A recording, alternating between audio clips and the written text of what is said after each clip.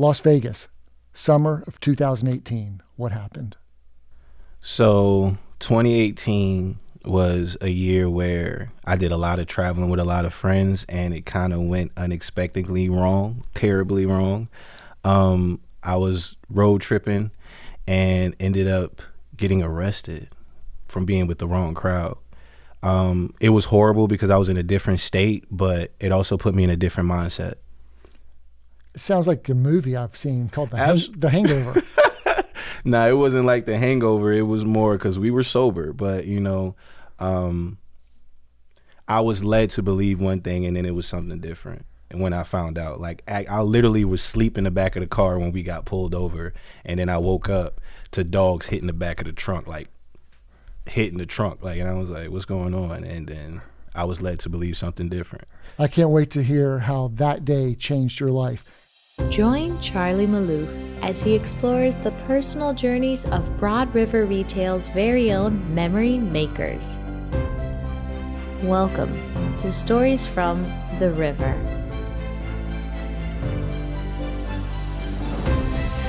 Hey everyone, we're here with Sidney Waters. Welcome to Stories from the River. We bring you fresh new content every Wednesday. Sidney, you ready to go? Yes, sir. All right, Sidney, you are Supervisor of Delivery Scheduling for the River.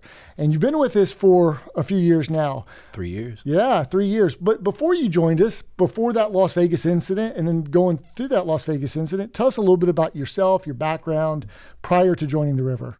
Prior to joining the River, I was a salesperson. I had sales from out of college up until this point. I never worked a 9-to-5 out of college. I mean, I did a few, McDonald's and stuff while you're in high school, but my gift was to, like, I wanted to write my own hours. I wanted to dictate my own paycheck. So that's what I was doing from when I got out of college up until 2019. I sold everything from windshields. I sold wax for NASCAR companies on military bases. I did a lot of road tripping with that. And then I sold solar panels the later half of the year, the later half of my sales career. And then after solar panels, I was blessed at the River. Okay, blessed at the River. When did you join the River? 2019, June. Okay, and what led you to joining the River? I would have to say my significant other at the time. I was one of those guys that don't quit even when you have bad times, because in sales, you're bred to know that every day is not going to be sunshine. You know, even on rainy days, you have to be the sunshine. You know what I mean? So I had like 2 months where I wasn't getting as many sales as I'm accustomed to getting. And my significant other saw how that was affecting me emotionally. And she was like, you know what, just try to work a regular job, like a corporate type of job. And I was like, no. They're corporate office workers. We called them cows, like when we was in sales, and we was like, no, like they dictate when you eat.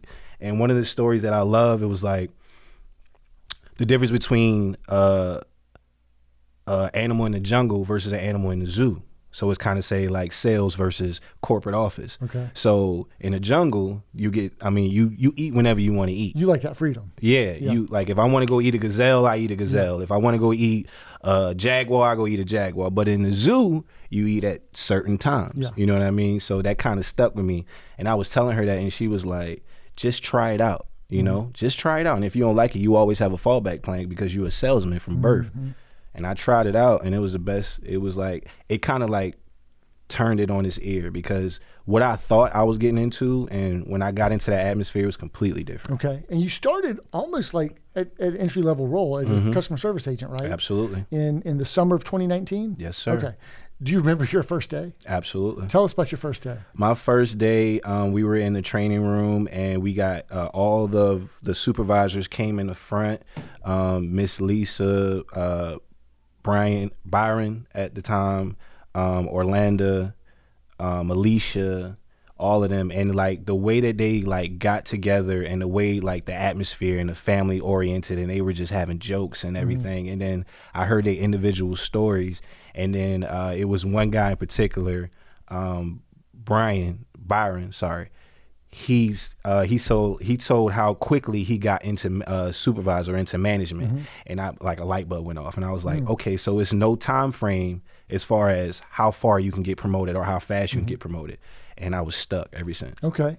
Yeah, we love the idea of a meritocracy. You know, you earn it, and you, as opposed to like nepotism and it's like who you know or who's your uncle or whatever. It's definitely like, when we think about like what type of company would we want to work in, and that's how we like the environment. You know, you can work your way up and you can ascend quickly, but you have ascended quickly. So take us through your career journey and the different roles you've had during your career thus far at Broad River. So at Broad River, I was a customer care agent. Alicia was my supervisor. I knew I had like a star quality in training because I trained her, Tawana. She used to tell me, she had pulled me to the side out of the training class. And she was like, I'm giving everybody to this particular supervisor, but I see something in you. I know you can handle Alicia, because Alicia had a record of being like stern profession. Like she, you know, make sure that you're on your P's and Q's, which I respected coming from a sales background.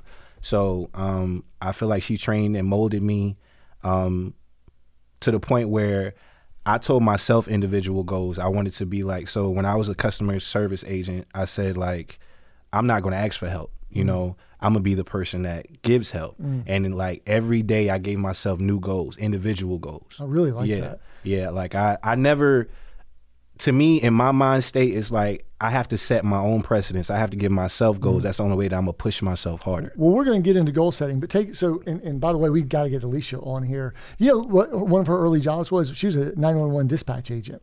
I had no idea. Yeah. We got to get her story told. She's been with us a long time. So you survived under Alicia, but take me through the rest of your roles that you've had so far. So I survived through Alicia. I remember I was calling senior agents and they would not take my call. They was like, Sidney, you got it. Like, you know, like I don't even know why you calling me. And then me and Orlando, who was the senior agent supervisor at the time, we were like, we used to like make jokes back and forth. And then she told me, I remember one time she told me, she said, you want to be a senior agent, right? And I was like, yeah. She said, go apply for it. So I applied for it. I did my interview. I guess I blew their socks off. And 3 months later, I was a senior agent. Now, a senior agent was something different, but I loved it because it was like I was a supervisor on the phone. So if the regular customer service agent couldn't handle it, I had to be the person to take over the call. And what I've learned from that senior agent position is basically like a lot of customers just want to be heard. You know, a lot of customers just want to vent. Even if you can't do anything, it feels a lot easier when somebody just wants to be heard. And I would like to thank my significant other for that also, because I used to always try to fix things and she'd be like, I don't want you to fix it. I just want to be heard. So that aspect alone taught me how to like overcome objections and how to listen to people and how to, you know, build empathy and really let these customers know that due to these unforeseen circumstances, we still got your back. Yeah. I think listening is such an important skill that we can work on. It's interesting to hear that your relationship parlayed into your business success. Absolutely. Okay, senior agent, and then take us to current day. Senior agent, and then what? So after senior agent, I remember we were doing a lot of change-ups in customer care. It was a lot of apartments being birthed. I remember the RTD department was like one of the first departments being birthed out of customer care. And then we came up with an opportunity to have a delivery scheduling team under the supply chain umbrella.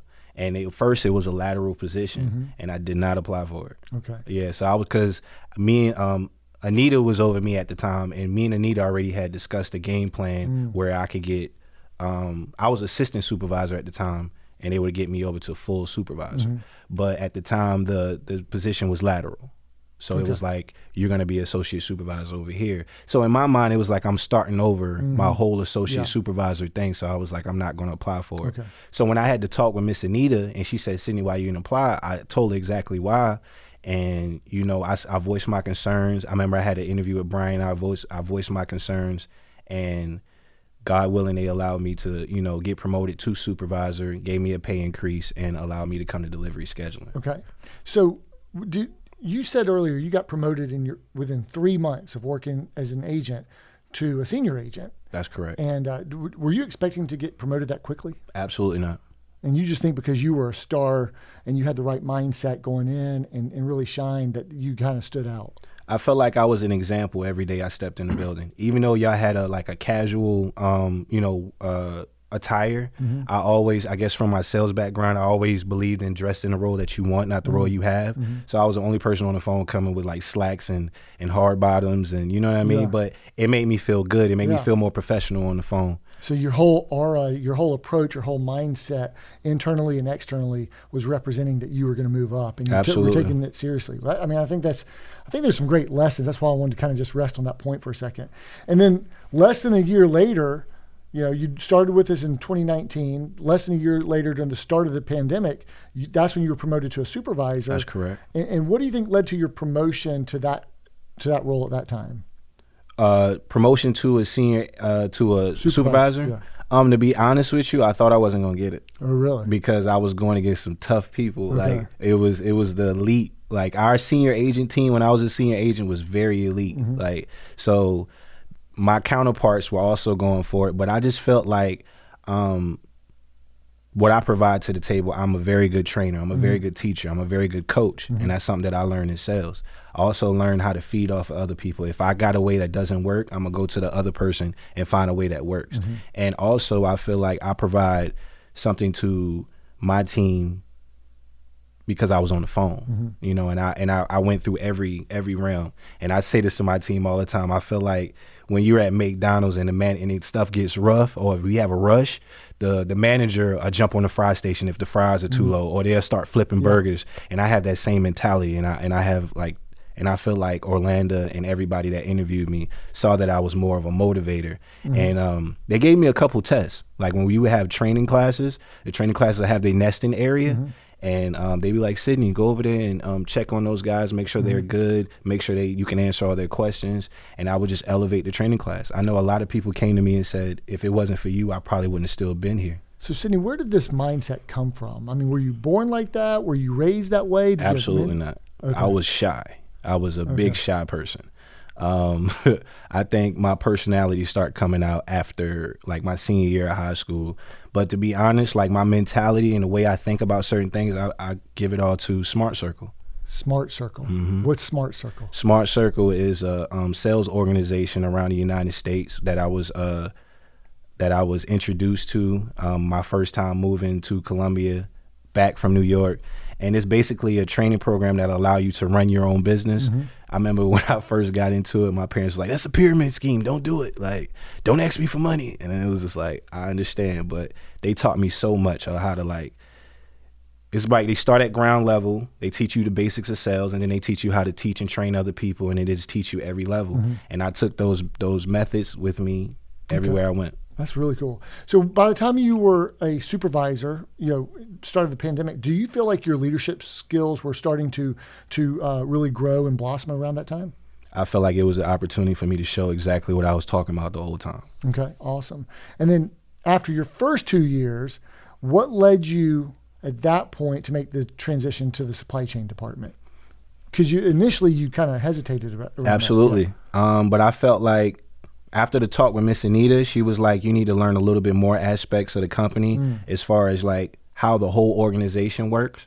And I definitely took heed to that, because I feel like I learned everything I could at customer care at that time, but supply chain will show me what goes on behind the scenes. That's interesting. As far as like the warehouses and to broaden your perspective absolutely about the way the whole mechanics of the business works.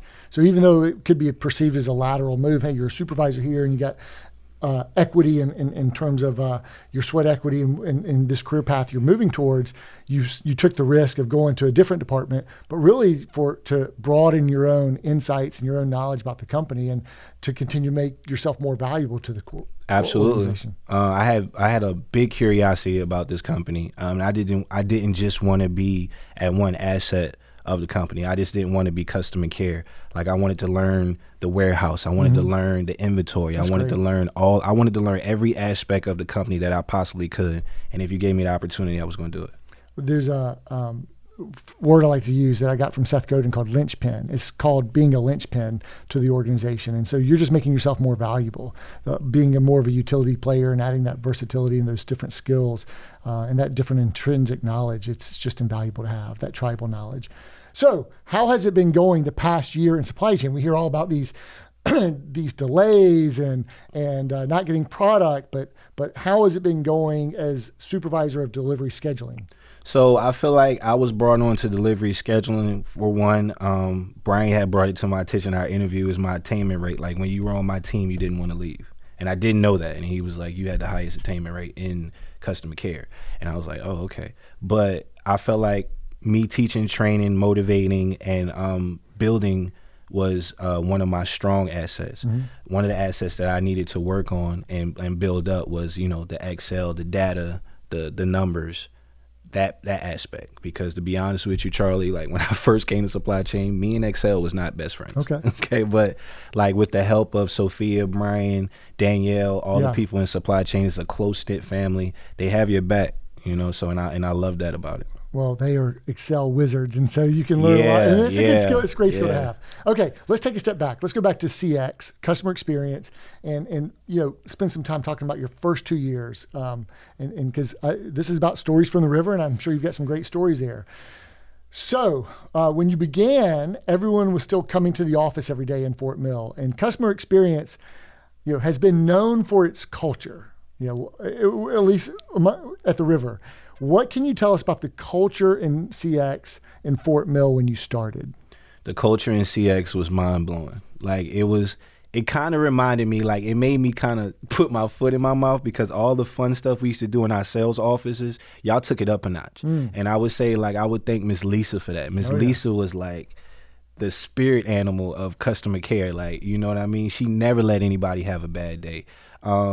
She would like turn on like old Whitney Houston or Tina Turner and just like have everybody like live. And then like the type of organization that y'all had and the type of events that y'all had, it was amazing. Like it make you enjoy coming to work and being in that environment. Like customer experience week, the different themes that you guys had, like the Game of Thrones, the Stranger Things. Those are crazy. Yeah, I wasn't there for the Game of Thrones, but I was there for the Stranger Things. But it was like a movie set. Yeah, it's like the time and the patience that y'all put to make sure that your company's employees is like enjoying that experience is amazing. I think spirit animal is a good description for Lisa. I love Miss Lisa. Yeah, that's great. Every company needs a Miss Lisa. Absolutely. Yeah. So how did your work life change when the pandemic began? So talk to us about your experience during the first few months of the pandemic. So the first few months of the pandemic, me, myself personally, I didn't take it serious, to be honest with you. We were still coming into work every day, and I had just got promoted into supervisor. And then around the time when y'all were letting like employees like go home and work from home, we still had to stay in the office as supervisors. So I saw everybody around me, panicking and, just trying to get everything at their last minute or worried about coming to work or not coming to work. And I was just, I don't know, I just had a peace or a calm over me. It didn't really hit me until I started seeing people close to me like get affected by it. Yeah, I got you. And how did the customers' expectations change during the pandemic? Well, be honest, like when I was on the phone and the pandemic started, I honestly felt like, the customers were a little bit understanding, they were a little bit more understanding and a little less irate because of this is a new thing that nobody heard of. We adjusting to the new normal. And, I wasn't on the phone that long during the pandemic because I had just got promoted. So, but when I was coaching guys or people was like, it got escalated to the point, I would still get on the phone because I still had that senior agent in me that I just wanted to console that customer and let that customer know, listen, everybody is experiencing a change. We're adjusting to a new normal. You know what I mean? But I felt like the care and, to be honest, the way the company ran through the pandemic is something that I tip my hat off to you, because y'all continue to find ways to make it work. If this wasn't working, y'all stopped it immediately. Found something else. Y'all kept innovating and trying to find, and that's rare in companies. And I may be a dinosaur because it was the first corporate office I've been into in like 10 plus years, but I've never heard of a company that's still trying to, still got their wheels turning, doing something so dramatic, so big. And y'all open more stores during the pandemic. That's crazy. I was just a sponge at the time, I got it. And so now most agents, I think, are working from home. Yeah. And so how has that transition gone? I mean, Honestly, me myself personally, I would rather be back in the office because I knew how it was before the pandemic, but I can see how it's helped tremendously. I've also seen the numbers and the increase with families being, with employees being closer to their families and making sure that they have everything in their personal life settled while working. But I also see that it could be a tad bit distracting, but it's up to the management team to acknowledge that and make sure that we do everything we can to help that person, either individually or as a team. Who would have thought that it could have worked? But how has it changed the culture?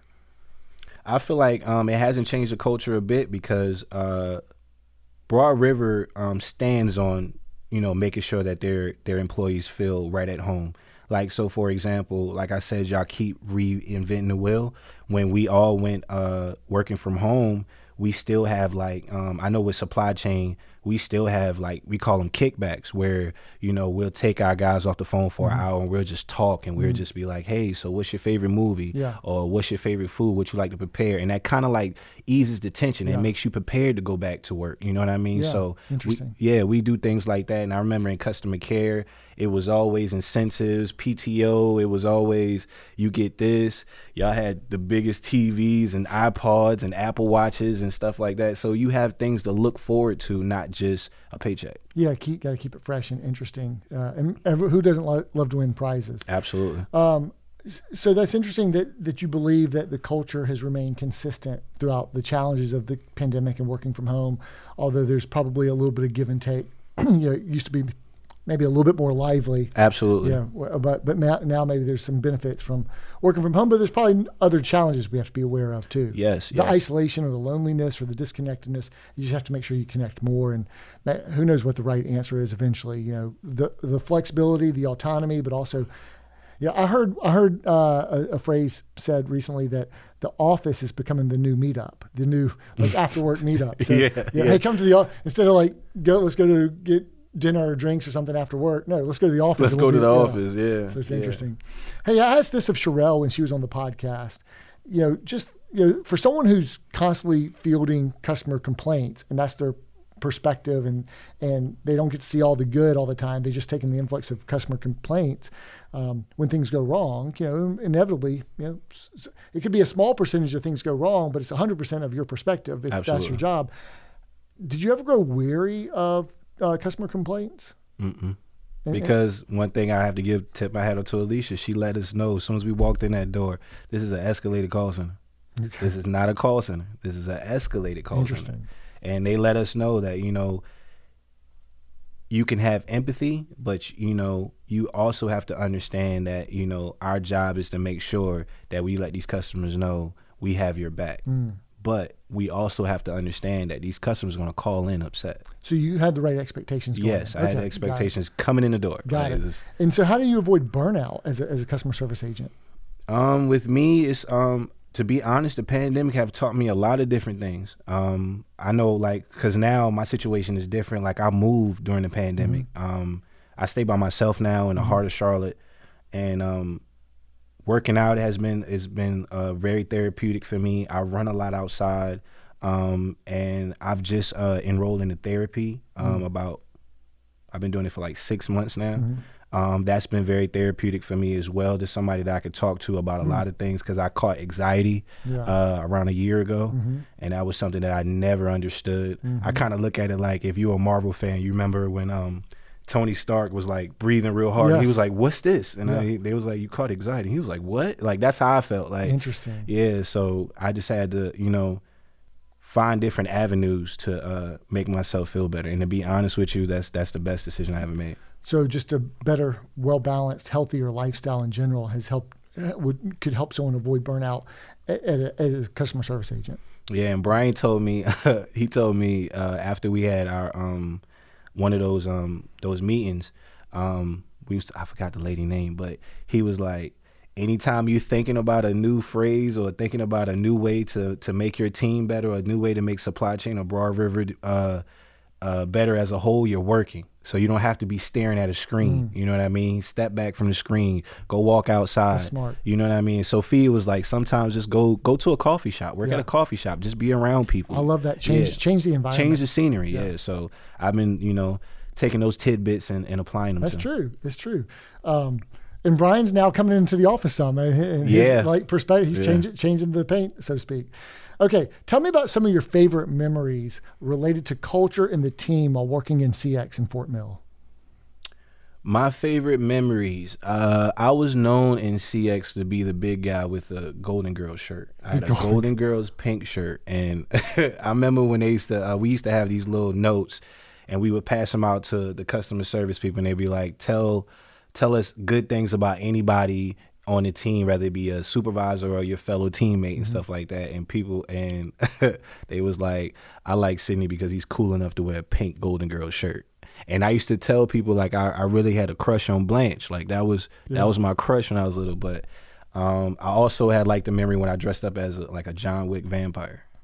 I had on an all black. So I could go down the rabbit trail of this Golden Girls theme, but we got some other stories we got to get to. That's fascinating. Yeah. Maybe we'll do some outtakes on that one. Yeah. Okay. So as a supervisor in CX, who is someone from your team whose progression really impressed you and why? As a supervisor in CX, one of the people that really surprised me, what's her name? Natalia Wells. Natalia was like a fitness coach or a fitness trainer before she came in. She was a little bit older, but you know, she was a little rattled. She was a little haywire. Every time something went crazy, you could just see her hitting the table, or like, I'm sorry. Like she apologized a lot, but with a lot of talking, I realized sometimes it's not about training about the job. It's about finding out about the person. And when you find out about the person, and that person can come to you and just like vent to you, and it'll make them feel better when they're on the phone. And I realized during our one-on-ones, like the more we had those conversations, the more that I just didn't say, you need to do this. It was we. She just started elevating. That's great. Yeah, but I had some stars from jump too. You know what I mean? So yeah, that's awesome. Okay, so now after 10 months in your leadership role as a supervisor in CX, you made the transition to supply chain. So again, you've got this. I mean, I don't think you're in a role for a year. I mean, it's less than a year, and you keep getting promoted. And so, why did you raise your hand or put your name in the hat to move from CX to supply chain? I feel like the people around me put my name in the hat. They just identified you and getting that breath as for experience. And so as a supervisor of delivery scheduling, what exactly is your role? What are you responsible for? So delivery scheduling is a two-headed monster. We have the 4 Oaks side led by Mike Jones, and then we have the Fort Mill side led by myself. So I feel like we are like give and take. We're like the good dad and the bad dad. Who's the bad dad? I'm the bad dad. Okay. Yeah, I'm the guy that's like, don't do that. Okay. But my role is to, you know, build, train, and develop these guys in order to get as many items into a customer home as possible. I develop a script. We like to call it happy calls. We're the guys that's developing, you know, calling you with good news. We also have, you know, develop a schedule as far as a chat line where we communicate with customer care to get all their orders scheduled because we don't allow them to do that. We also have an inbound, you know, schedule. So basically what we're trying to do, like Mike says, supply chain is a living organism. It changes every day rapidly. But, you know, with everybody that we have in place, I feel like we're motivating these guys and we're giving these guys all the tools they need to make the happiest calls that they can. Okay. I'd be curious to know who came up with the phrase happy calls. It wasn't me. Okay. I'm not going to take credit for that. Well, that sounds good. You get to make happy calls. So how's it been going this year? How have you guys been, winning or losing?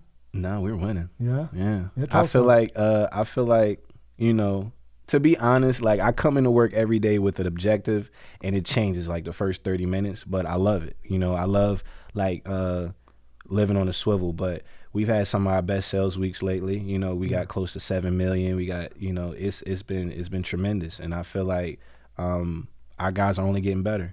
Well, it was kind of a leading question. I knew that it's been going exceptionally well. So I was setting you up, and you guys have been crushing forecasts and budgets, and you know, a lot of factors play into that, right? We've got to make sure we have the right inbound from our partners, and they've been supporting us, and we've got to make sure that our team can receive the inbound, and then the outbound team can get it. And we've got to make sure that we've got the capacity for our home delivery team. And we've got to make sure that the sales are there, but you guys are getting that product booked and scheduled and out the door. So great job. So this kind of all lives under this banner of Project Ship, which is our company's kind of number one mission right now. What is Project Ship? So Project Ship is basically something that, we orchestrated during the pandemic to let these customers know that we have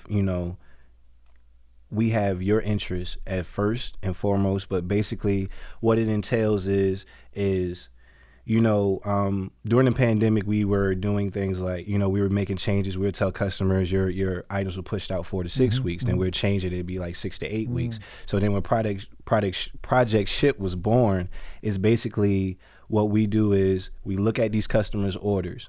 It was 2 weeks at one time, but now it's 4 weeks. So basically what we do is Storage and Project Ship, they have a utility that runs every night. So what we do is all these orders that's huge, that has like partially fulfilled orders or partially reserved orders. So if you have a $5,000 order and it's only like $2,000 that's reserved and we're waiting on the other $3,000. So for the guys that's been waiting exceptionally long amount of time, Project Ship takes those items that's fully reserved and give it to the guys that's been waiting the longest. Yeah, and Brian came up with the acronym and the name Sales Order, Health, and Inventory Prioritization. So I think that prioritization is kind of what you're talking about. Absolutely. And ultimately reducing the backlog. And, yes. And you guys have certainly reduced our backlog. We're blessed to have a backlog, but we ultimately want to speed up getting that to our customers, and so that's going well. Okay, well, tell us about your team. Tell us about the delivery scheduling team. I see your face light up when I ask you that question. I love my team. Okay, tell us. My team is amazing. My team is happy joy. My team is first of all, we have some characters. Okay. I'm gonna tell you that. But they're amazing. I learn from them every day. When I first got to delivery scheduling, I was able to have Taisha Floyd was one of the first people that I was blessed to have on my team. And Taisha has been everywhere in Broad River, and her everything speaks for her. Like, no matter who you talk to about Taisha, she's always willing to help. She's always willing to, do anything she can for the betterment of the company. And for me being a new supervisor in the supply chain, her having history in order management, we kind of learn from each other. Like, I learned from her as far as certain things that you could do, and she learned from me as far as different tactics and different motivational tactics and stuff like that. So I feel like if it wasn't for, my first starting four, we kind of set the precedent extremely high, and then everybody that came on afterwards just fit right in, from Fana to Kai to Keisha to even my Four Oaks team. I love those guys too, from Jenna to Ariel to Shailene, all of them. Like, it's a massive amount of people that's willing to do anything for the betterment of the company, and I wouldn't want to work with anybody else. What do you think they would say about you as a leader? Sidney has good intentions, and Sidney, on his good days, he's a great guy, but on the other days where he's, you have to understand that, he coaches a little stern, but it's for the betterment of you, which I'm working on. Working on. Well, let's switch gears a bit. Let's talk about leadership development. I know that you recently participated in some of the leadership development master classes that several of us took from Wobie with Carly Fiorina. How was that experience for you? Honestly, I think that was amazing. The fact that you provide master classes for your guys, and for them to learn different tactics under the company's umbrella, I think that's fascinating. In most companies that I've had in my experience, you have to go do that on your own, listen to a podcast on Lynchpin or something like that. But the fact that you have these CEOs of these Fortune 500 companies come down and speak to us is amazing. That first Wobie event was amazing. I love the fact that, what she was talking about, how she was at the top and she came down to talk to the people that was closer to the problem to get exactly what we need to do. And, she developed a meeting and was like, what are we trying to accomplish here? And it's a lot of things that I've took from her as far as, the type of conversations to have. Even in the last one, the 5 dysfunctions of a team, that was amazing how sports guys are taking this method and applying it to their team. One goal, you know what I mean? One dream. So those type of things is allowing me to just kind of step back. And I know I get caught in my systems and my structures that I learned from Smart Circle, but it also allowed me to understand that everybody's not going to learn on that teaching method. So you have to develop different teaching methods. Well, look, I think it's so important to, we talk about human capital, and it's all about investing in our people. And we always say we will grow we want to grow, right? We love growth, but we will grow as far as our people will take us, ... or not. So we got to grow our people and have growth-minded people, and so those are the best investments that we can make. Everything rises and falls on leadership, as John Maxwell says, and the studies of great leadership throughout the organization, and it can't just be me or Manny. It's got to come from all of our leaders, right? And as our leaders grow, they'll propel the companies to new growth, and we won't even understand how that happens. It'll just be those investments that are like in people like you. And so how do you think you've grown as a leader during your time at the River? You talked about how you're working on it a little bit. Yeah, I feel like I've grown as a leader from the people that's in leadership above me, and I've grown as a leader from my student mentality, allowing to listen to those guys.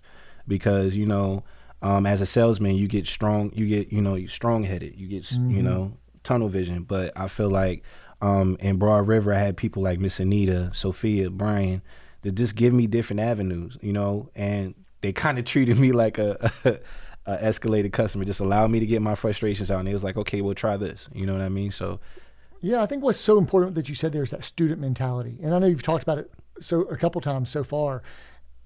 Are you teachable? Are you coachable? And we all I have to model that. Like, I have to constantly be learning and growing.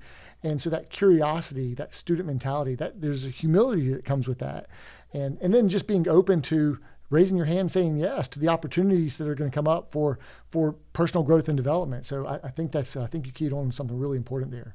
Okay, so if you could go back to your first day that we talked about earlier and give a message to a younger Sidney, just 3 years ago, what advice would you tell him, and what would you tell yourself about what life is going to be like at Broad River Retail? So if I can go back and talk to the young Sidney, I would say don't worry so much. When my first day at Broad River, I was so worried, and it wasn't even about what I was capable of. It was just the perception of me. I didn't know what other people perceived me as. But now it's like, it's okay, Sidney, just calm, relax. Yeah, I think a lot of people would tell themselves that, because once we get through it and we're like, oh, that wasn't that bad. Yeah. It's like riding a bike. I fall down once or twice, and you get up and you can ride it forever. And once you get through hard things and do hard things, you kind of realize more about yourself. Like you're exercising and working out a lot these days, and probably you're hitting new PRs. And once you do those, you're like, yeah, that wasn't so bad. Now I'm going to go for the next one, right? Yeah. I used to hate pull-ups. I used to hate them. And then now I started doing them first, and I kind of love them.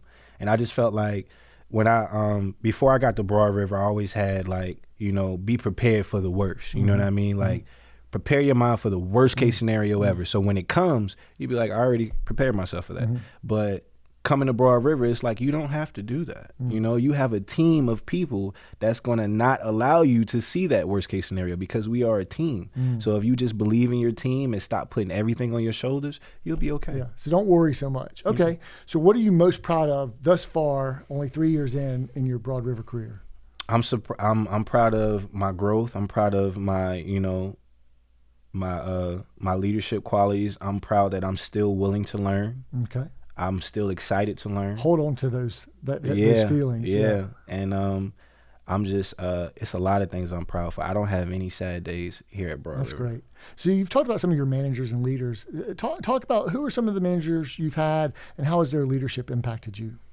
At the River, Miss Anita. That's Miss Anita Harris. Miss Anita, I feel like she's my auntie. I think a lot of people feel that way about her. Yeah, Miss Anita is a friend. She is a fellow Cancer too, also. But she tells you what you need, you know what I mean? And it's like she never condescends you. She never says anything bad about you, but she will close that door when she need to close that door and have a conversation with you. And I love that. That's great. Yeah. Okay, I've got a quick get to know Sidney Waters at his core icebreaker question for you. I know we're several minutes into and we're going to do an icebreaker now. But when you think about your legacy, and let's say you're sitting on your front porch and you're remembering the good old days and your career, and you're thinking about how you'd like to be remembered, how others are going to reflect and think about you and talk about you. What 3 words come to mind that you would like others to say to describe you? A motivator. A guy that will go to the ends of the world to make sure that he accomplishes everything that he sets himself out to. That's a lot more than 3 words. Oh, I'm sorry. I couldn't put that in Motivator. A motivator, a teacher, and awesome guy. Awesome guy. So motivator, teacher, and awesome. That's great. I haven't had the awesome guy. That's a good one. Hey, we talked about working out, and you talked about the therapeutic things that you're doing. What are some of your best daily habits that have served you well? So I have a regiment where I work out in a 7-day week. I work out at least 4 to 5 times a week. I switch it up from running to calisthenics and lifting. I feel like running is something that's very therapeutic. It gets my thoughts together. It gets everything. I prefer like to do that before I start working. I just feel like it prepares you for the day. You know, I do like 3-4 miles in the morning, and that really like sets me up for the rest of the day. I became a tea drinker since Broad River. I love the way it makes me feel. Also, like it just feels like you're prepared. Like green tea, black, hot tea? I like green tea. I usually do like mint, lemon tea with a little bit of honey. Yeah, hot tea? Hot tea, absolutely. Caffeinated, good. Yeah, I don't do coffee, so I feel like tea is a good one. All right, got it. Mentorship is so important. Where or from whom do you get your mentorship? I get my mentorship from everyday life, the stuff that I see people do on every day within my personal circle, and from reading and learning things about other people on the outside of my life, like, you know, certain celebrities. Like I have a couple success stories that I used to say when I was in front of the class. I used to see people get chills, like, you know what I mean, when I tell my Sylvester Stallone story or I tell the Jim Carrey story and stuff like that, or even my father. What is the Sylvester Stallone or Jim Carrey story? So I am a very big Rocky fan. Okay. So what about First Blood and Rambo? Okay, Rocky. Stick with Rocky. Rocky. First Blood is good. But I found out the story about Rocky. So basically, Sylvester Stallone was like a actor. He couldn't really act that well, but one night he was watching TV and he saw this fight. I think it was Rocky Marciano versus Muhammad Ali or something like that. And he wrote a story about an underdog. And like he was broke, you know what I mean, in a 1-bedroom apartment. He had his best friend, which was his dog. And he started going to these movie studios, and, you know, he had like little pieces because he had looked like a tough guy. So he used to wear the leather jacket and looking like Grease almost. And he went to these movie studios and he pitched this script to these guys, and they loved it. But they was like, we're going to have a person play Rocky. And he's like, no, I have to play him. And like a lot of studios was offering him money just for the script. He turned it down. He was so broke at one point that he had to sell his dog. Oh, wow. And that was his best friend. Oh, wow. But he kept pursuing. He kept doing it. And finally, one studio gave him a chance. And, you know, they gave him a small budget, but, you know, the rest is history. But the cool thing about it was when he got his first check, he went back to the guy that he sold his dog to, and he bought his dog. Of course, he had to pay 3 times as much. Yeah. But he got his dog. He could afford it then, too. Yeah, he got his dog. I'm tempted to ask you about the Jim Carrey story. It's just a little thing about Jim Carrey before he wrote a check and put it on his wall. He wrote a check for like $10 million or something like that. I think I've heard this story. Yeah, and then like when he did The Mask, was it The Mask? He cashed that check. I got it. Yeah. That's a cool story. Yeah. All right. So I love that's where you get your mentorship from, because it can come from anywhere. It can come from anywhere. Again, being a student of the game all the time. I know that it always takes a village to achieve success. Who are some of the unsung heroes of your world? Tell us what they do or have done that have helped you or help you. I only got 2. My mom. Well, no, my mom, because my mom like overcomes anything that's thrown her way. She never looks like it's a disappointment. I remember when I was little, my mom was a single mother, 3 kids. Like, I never seen her not work, you know. But when I got older, she was like, yeah, it was times that I didn't work. You just didn't know because I was out looking for the other job. You know what I mean? Yeah. So that was amazing to me. Like, my mom, I feel like I have the smarts of my dad, but I have the work ethic and the willpower from my mom. Because my mom, like, you know, she would do anything to make sure that she accomplished that goal. Okay. Like, she would crawl and bleed to make sure that her children would eat. You know what I mean? Yeah. Moms are great. Hey, Mom. That's a shout. My mom watches the podcast. So that's cool. She'll appreciate. Hi, Mom. Yeah, she'll appreciate that. I know your mom will appreciate that as well. Who's the other one? You said you had 2. My dad. Okay. My dad was in Vietnam, a former military vet. He actually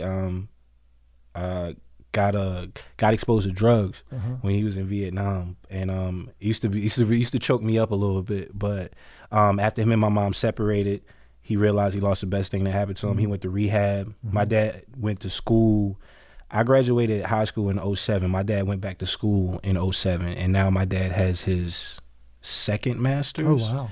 And my dad is working at like a Fortune 500 advertising firm. That's great. He's turned his life around. Yeah, you would never, like, I'd never seen that. You know what I mean? So, yeah, that's very cool. Ed Milet tells the same story about his dad, who's alcoholic, and he said people can change. I saw my dad. You know, so it's interesting. Okay, what is one thing about Broad River that you think would surprise others from the outside looking in? Maybe a misperception or something. I think the biggest misperception about Broad River is just the call center vibes, and it's just like a, you know, like it's like a high school, or it's like a, I don't know, like the basic misconception about call centers. But I feel like once you get into the door, because to be honest with you, I felt the same way. I'm like, I might go to a call center. But it's not even the fact of where you start, it's how you finish. And nobody would know how fast you can get promoted at Broad River if you actually take exactly what they're trying to give you. Got you. That's a good one. What is something about, flipping the script a little bit, what is something about you that would surprise your fellow memory makers? I like jazz music. Oh, okay. That would surprise some folks. Who's your favorite jazz artist? I don't have a jazz artist yet. I just got into it. I go to Spotify and I just put on jazz playlists and just let it play while I work. How'd that come about? You just... I had a trainer. His name was Willis, and I remember when we used to drive to events, and I was like, "You don't listen to music?" He was like, "No, I don't listen to words. I just listen to jazz, and it puts me in a different mindset." And I was younger then. I was like, I had like one headphone in the ear listening to my music, and I was like, okay. But now that I got older, like, it's very therapeutic. Like, I listen to a chapter of like whatever book I'm reading, a chapter or two, and then like I turn on my jazz and then sip my hot tea, and that's me now. That's awesome. Who would have known all that about you? Yeah, they would have. What happens here that doesn't happen at other companies? I don't know what happens at other companies, but I can say that this company really cares about every individual that they employ. Okay. Our company's word of the year for 2022, we love a good word of the year, is thrive. What does it mean for you to thrive? To be better than I was yesterday. That's great. Don't compete with others, just yourself. Yesterday's version of yourself, and chase tomorrow's version of who you I'm trying to be better tomorrow than I was today. That's right. What advice would you offer up to fellow memory makers to help him or her thrive this year? Well, that's funny. I think I just gave some words of encouragement to the training class yesterday. Okay. I just feel like, the words of encouragement I would say is ask for help. A lot of people are scared to raise their hand or scared to say, hey, I don't know this. But that's the bravest thing that you can do, because then you would learn. That's right. Because the hardest part is just, you know what I mean? Yeah. I don't want to be a nuisance. I don't want to ask too many questions. I feel like that would help you a lot. And there's a lot of people that would love to spill that knowledge. The greater risk is not asking. Yeah. If you could change one thing about the company today with the wave of your magic wand, what would it be? The one thing that I would change is probably seeing some more individuals like me and Miss Anita at the top level. I think it's really important. Okay. And do you feel that working at the river has positively impacted your desire for personal growth and development? Absolutely. How so? If I didn't go to Broad River, I probably would have never thought therapy. I would have never listened to jazz music, none of this stuff. Like, I just felt like I was moving so fast, and I felt like Broad River calmed me down in the right ways and allowed me to mature. Love it. You talked about listening to a chapter. What book are you currently reading or listening to? Sophia gave me a book called Makers of a Manager, which I just finished, and I've listened to Charlemagne the God, Anxiety, Shook One's Anxiety, My Anxiety Playing Tricks on Me. Okay. And other than this one, what are your favorite podcasts? Other than this one, my other favorite podcast is 85 South Show. It's a great podcast. I listen to that at work. And I like the podcast with Dave Chappelle and Black Thought. Okay. Yeah. And you talked about Rocky earlier. Are you more of a movie buff or a television show buff? Movies. Okay. What movies are you currently watching, or what are some of your favorite movies? Honestly, I don't have any movie that I like right now. I am dying to see the new Top Gun movie, though. I want to see that. But my favorite movie of all time is probably either Rocky 3 or Blade 2. Okay. Hey, when you stop working for the day, and other than working out, or you have some time and drinking your tea, what do you like to do for fun or to relax? I have right now, like the lady I'm seeing, she put me in a whole new mind frame of just being out with friends that have the same mindset as you. So, since I moved to Charlotte, I've been big on restaurants. So we do a lot of restaurant hopping and brunch hopping on Sundays. That's great. Yeah. Wait, multiple brunch spots on Sundays? Multiple brunch spots, yes, sir. Okay, give me some of your top 1, 2, or 3 brunch spots. Oh, wow. I love a good brunch. Bulla, that's my favorite. I just found out on my vacation that they closed down Alchemy, and I was sad. But Bulla is a great spot.